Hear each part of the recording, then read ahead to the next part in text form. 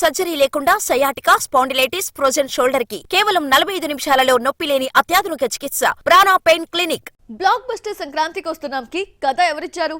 Title cards లో కథ, మాటలు, దర్శకత్వం అనిల్ రావిపూడి అని పడింది కదా. డౌట్ పడాల్సిన అవసరం ఏముంది అనుకుంటున్నారా?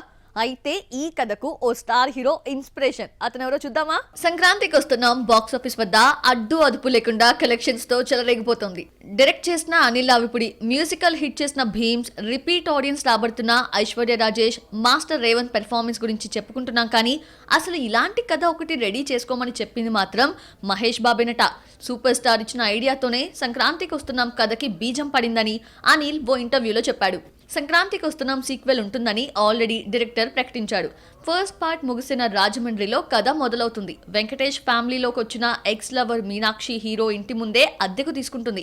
ఇంకేముంది, మళ్లీ మొదలైన ప్రేమ కథతో ఎంటర్టైన్ చేస్తాడు అనిల్. తిట్ల దండకంతో నవ్వించిన మాస్టర్ రేవంత్ కి సీక్వెల్లో ఎక్కువ రోల్ ఇస్తామన్నాడు. ముందు చిరంజీవితో సినిమా పూర్తి చేసి ఏదో ఒక సంక్రాంతికి పార్ట్ 2తో వస్తామంటున్నాడు దర్శకుడు. సంక్రాంతికి వస్తున్నాం సక్సెస్ సెలబ్రేషన్స్ పూర్తి కాగానే చిరంజీవి కథపై అనిల్ కూర్చుంటాడు. గ్యాంగ్ లీడర్, రౌడీ అల్లుడు, ఘరానా మొగుడులో చిరంజీవి రోల్స్ కి డిఫరెంట్ యాటిట్యూడ్ ఉంటుంది. అలాంటిదే ఒకటి డిజైన్ చేసి స్క్రిప్ట్ రాసుకుంటామంటున్నాడు. మాస్ కామెడీతో బాక్స్ ఆఫీస్ బద్దలు కొట్టే ఎంటర్టైన్మెంట్ తో వస్తామన్నాడు. అన్ని అనుకున్నట్లు జరిగితే వచ్చే సంక్రాంతికి వస్తామంటున్నాడు అనిల్. కథ రెడీగా ఉంటే అది స్టార్ హీరో అయినా యంగ్ హీరో అయినా ఎక్కువ టైం తీసుకోకుండా అనుకున్న బడ్జెట్ లో పూర్తి చేస్తాడు అనిల్.